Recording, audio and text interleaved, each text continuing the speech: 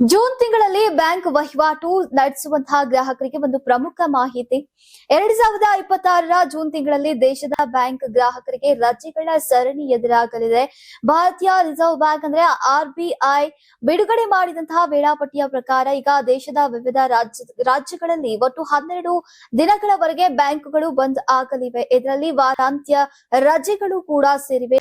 ನೀವು ಸಣ್ಣ ಆಗ್ಬೇಕಲ್ವಾ? ಅದು ಒಂದು ಉತ್ತಮ ಆಹಾರದಿಂದ ಸಣ್ಣ ಆಗ್ಬೇಕಲ್ವಾ? ಪ್ರತಿದಿನ ನಮ್ಮ ಜೀನಿ ಸ್ಲಿಮ್ ನ ಯೂಸ್ ಮಾಡಿ ಯಾವುದೇ ಸೈಡ್ ಎಫೆಕ್ಟ್ ಇಲ್ದಂಗೆ ನೀವು ಸಣ್ಣ ಆಗ್ತೀರಾ.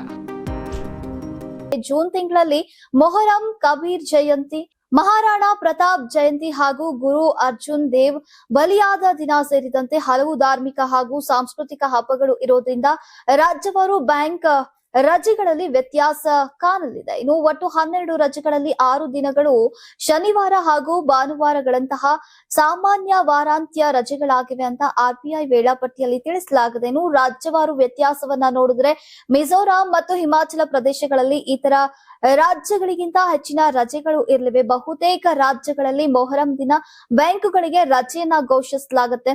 ಇನ್ನು ಕರ್ನಾಟಕದಲ್ಲಿ ಜೂನ್ ತಿಂಗಳಲ್ಲಿ ಒಟ್ಟು 7 ದಿನ ಬ್ಯಾಂಕುಗಳು ಬಂದ್ ಆಗಲಿವೆ ಅಂತ ತಿಳಿದು ಬಂದಿದೆ. ಈ ರಜೆಗಳಲ್ಲಿ ವಾರಾಂತ್ಯದ ದಿನಗಳ ಜೊತೆಗೆ ಕೆಲ ಧಾರ್ಮಿಕ ಹಬ್ಬಗಳ ರಜೆಗಳು ಕೂಡ ಸೇರಿವೆ. ಹಾಗೂ ಬ್ಯಾಂಕ್ ಗ್ರಾಹಕರು ನಗದು ವಹಿವಾಟು ಹಾಗೂ ಶಾಖಾ ಸೇವೆಗಳನ್ನ ಯೋಜನೆ ಮಾಡಿಕೊಂಡು ನಿರ್ವಹಿಸುವಂತೆ ಈಗ ಸೂಚಿಸಲಾಗಿದೆ. ಡಿಜಿಟಲ್ ಬ್ಯಾಂಕಿಂಗ್ ಸೇವೆಗಳು ಈ ಅವಧಿಯಲ್ಲಿಯೂ ಕೂಡ ನಿರಂತರವಾಗಿ ಲಭ್ಯ ಇರುತ್ತೆ. ಜೂನ್ ತಿಂಗಳು ಬ್ಯಾಂಕ್ ಕಾರ್ಯಾಚರಣೆಗಳಲ್ಲಿ ಈಗ ಸ್ವಲ್ಪ ಅಡಚಣೆ ಉಂಟಾಗುವಂತಹ ಸಾಧ್ಯತೆ ಇದು. ಗ್ರಾಹಕರು ಮುಂಚಿತ ಯೋಜನೆ ಮಾಡಿಕೊಳ್ಳುವುದು ಸೂಕ್ತ ಅಂತ ಸಲಹೆಯನ್ನ ನೀಡಿದ್ದಾರೆ. ಬ್ಯಾಂಕುಗಳಿಗೆ ರಜೆ ಅಂದ್ರೆ ಕಚೇರಿ ಮಾತ್ರವೇ ಬಂದ್ ಆಗಿರುತ್ತೆ. ಆದ್ರೆ ಹೆಚ್ಚಿನ ಬ್ಯಾಂಕಿಂಗ್ ಚಟುವಟಿಕೆಗಳು ಕೂಡ ಆನ್ಲೈನ್ ನಲ್ಲಿ ಲಭ್ಯ ಇರುತ್ತೆ.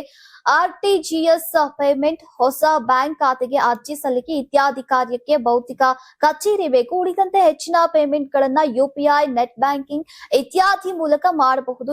ಕ್ಯಾಶ್ ಪಡೆಯೋಕೆ ATMಗಳು ಕೂಡ 24 ಗಂಟೆ ಲಭ್ಯ ಇರುತ್ತೆ.